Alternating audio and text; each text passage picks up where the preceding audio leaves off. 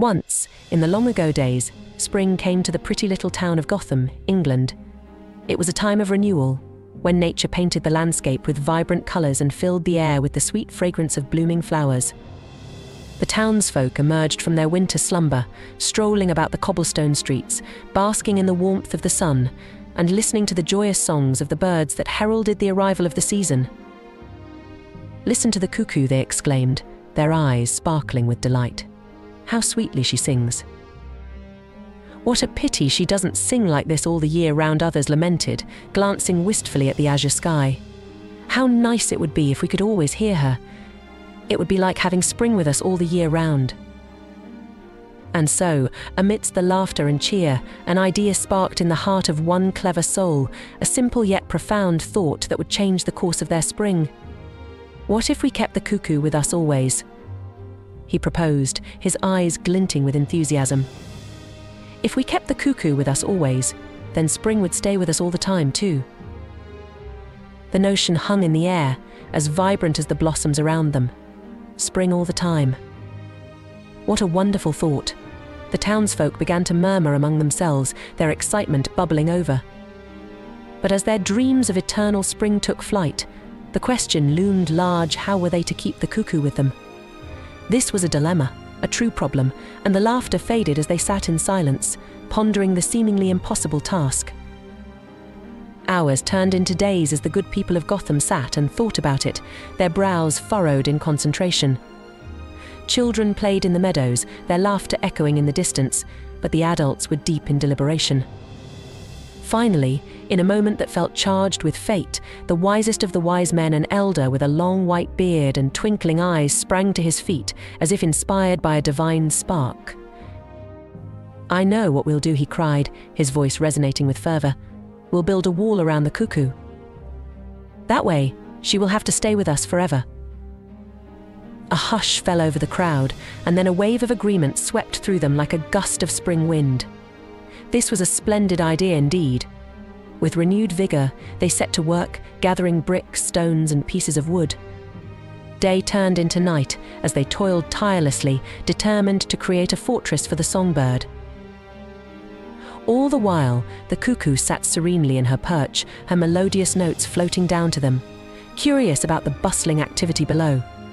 She cocked her head, tilting it first to one side, then the other, as if trying to understand the strange behaviour of the townsfolk.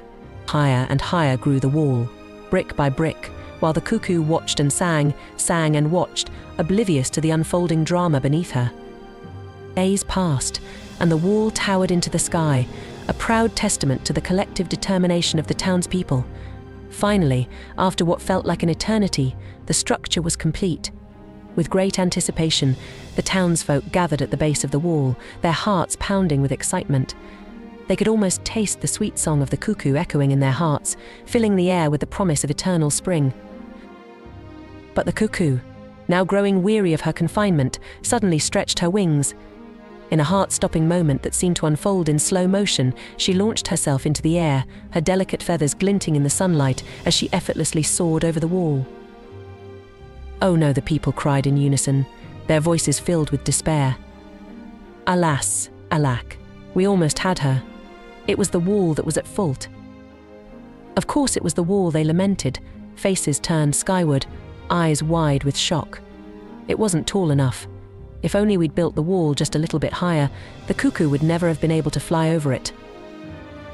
As the cuckoo flitted away into the endless blue, the townsfolk began to grasp the folly of their endeavour, but too late. In their fervour to capture the essence of spring, they had forgotten the simplest truth of nature: without a roof, not even the highest wall could hold in a bird. The realization swept over them like a dark cloud, shadowing their joy. If only we had built the wall just a little bit higher, they moaned again, their voices tinged with regret and sighs of disappointment. But amid the gloom, something unexpected happened. The sun shone brighter, and the gentle breeze caressed their faces. It was springtime after all, and the day was so bright and sunny that before long, all the good folk of Gotham found themselves smiling again. As they stood there, gazing up at the receding figure of the cuckoo, they began to chuckle softly. They looked at one another, their hearts slowly lifting as they realized the absurdity of their efforts. The wall was a monument to their determination, yes, but it was also a testament to their folly. "Perhaps it is better this way," one brave soul finally spoke, breaking the silence. "Let the cuckoo be free. After all, spring will return each year, with or without a wall." And with that, laughter erupted among them, echoing through the streets of Gotham. They began to dance and sing, their hearts lightened by the warmth of the sun and the joy of the season. The cuckoo may have flown away, but the spirit of spring remained an eternal promise nestled in the hearts of the people. And so, the tale of the cuckoo became legend, a story passed down through generations, a reminder that sometimes the pursuit of holding on to something precious can lead to unexpected folly.